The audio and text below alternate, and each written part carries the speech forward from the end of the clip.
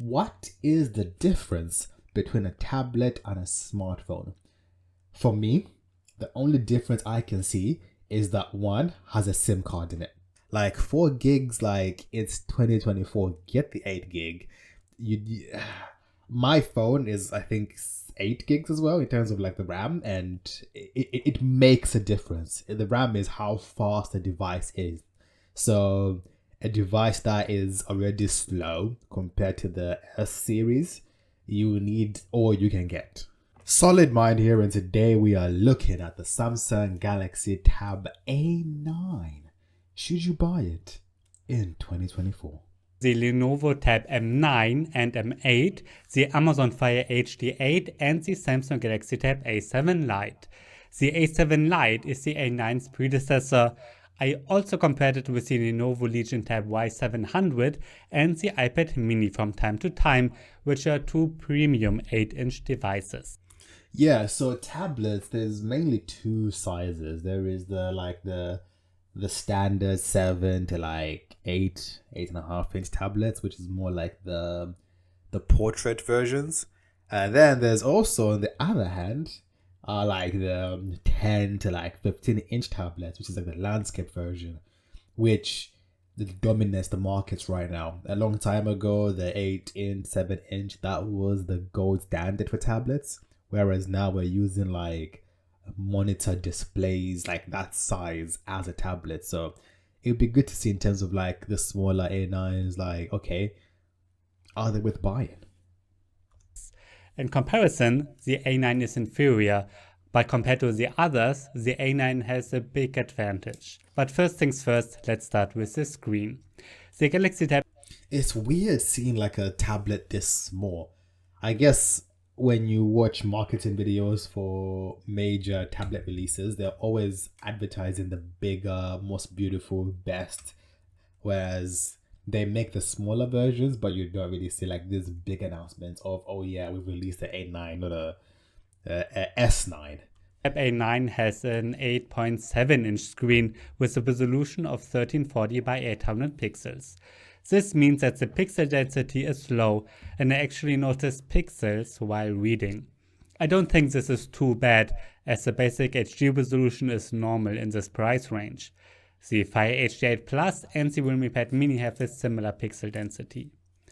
Only much more expensive tablets or those from China have a higher resolution in this size. I think that's where I struggle a little bit with tablets. Like, okay, when you start spending the same money as a phone on a tablet, that's when in my head I'm like, okay. But then the question comes in my head, okay, what is the difference between a tablet and a smartphone?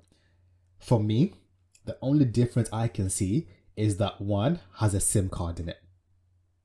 And if you don't use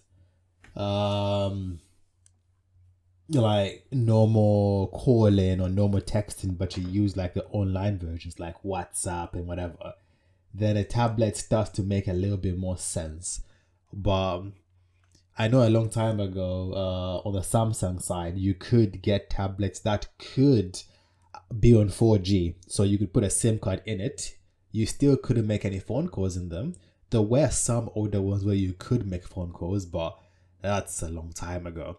But I think one thing that would be a game changer is if they could bring back SIM cards in tablets, because then that way, consumers like myself who struggle to be like, why would I get a tablet, can get one.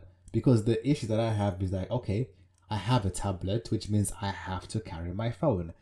For me, there are times where I don't want to carry my phone. I want to just use a tablet.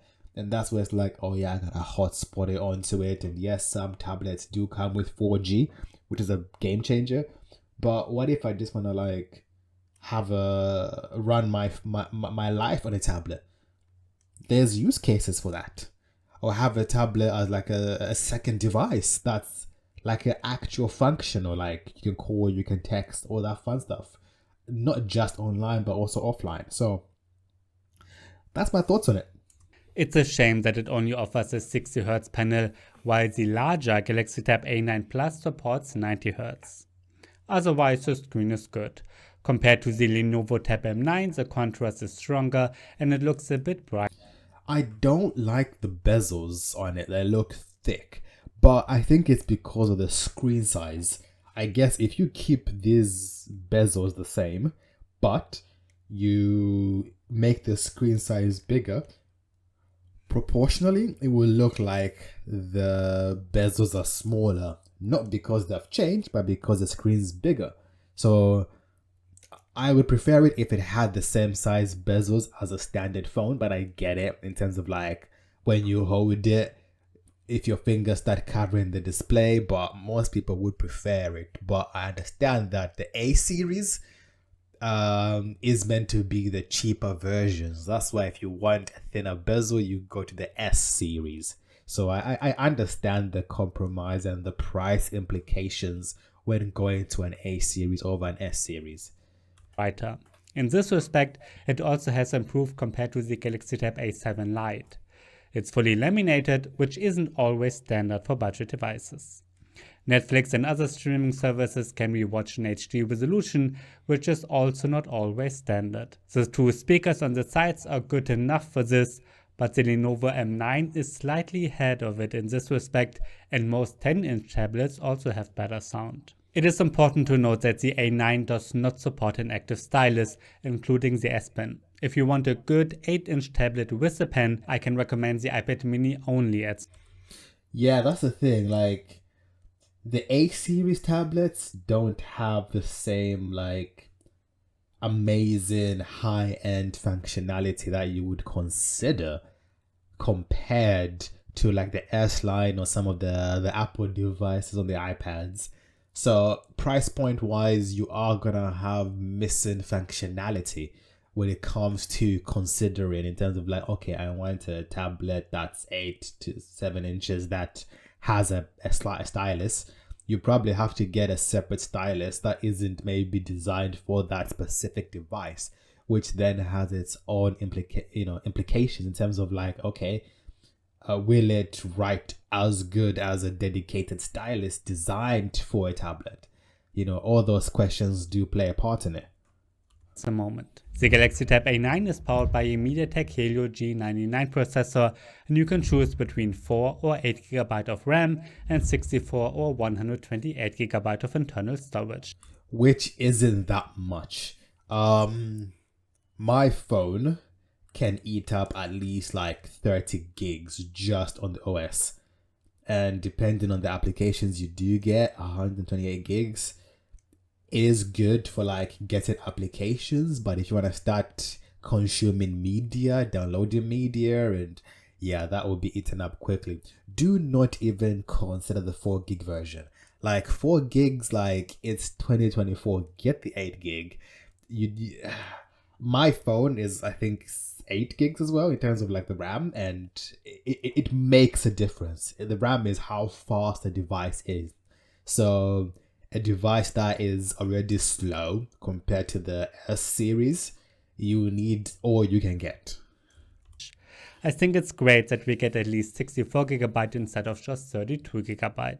Samsung also offers it with LTE, and all models have GPS. However, there's no version with 5G. Okay, LTE is good. LTE is internet. So for me, that makes a big difference in terms of like, okay, you don't need to be tied down to a Wi-Fi hotspot. You can walk around and it can basically be a standalone device, which is great. These already do have a mic, so which means that you can use these for like WhatsApp, for Teams, for Meet Now if you were a Google user. I don't know if you guys ever use Meet Now. I do sometimes, confession. But so there is that factor, and the size of it makes it more like a large phone, which isn't too bad. Cheapest version with 4 GB of RAM and 64 GB of storage. In the Geekbench 5 benchmark comparison, you can see that the A9 is significantly more powerful than many competitors. Okay, let's look at this and finish it here, right? So, we can clearly see that, okay, look at all the A tablets. They're all down here. The Amazon Fire 7, don't even talk to me about that. It's not a tablet in my opinion, it's for reading books. So see how the S For example, the S9, the big brother to the A9, is a lot better in the compute, the multi-core and the single core compared to the A9. That's why I'm saying you have to get the highest RAM possible so that you can at least squeak out the most that you can out of your tablet, because it's such a big difference. You don't understand when you have like, here's an example, right? Let's say you have like 10 apps open. I know you guys are like, why would you have 10 apps? How often do you close down apps? When you have a lot of multiple apps open that you need to go back and forth in, that's when you will see how slow an A9 is compared to an S9. So should you guys buy an A9? The answer is yes. If you're looking for a small tablet, get it. It's not a bad tablet at all. I don't like iPads. I'm sorry. I prefer Androids for now. That could change. So sponsors, I'm still open. But when it comes to the A tablet, if you want a 7, 8, 9-inch tablet that isn't too expensive, that is just like for the most basic browsing, nothing too hectic, you don't care about the bezels, you don't care about the speed, you will not make use of the speed, get it. It's cheaper, it looks good, it works. If you want to be watching content, get the S9 or the A9 Plus, which has a slightly better display.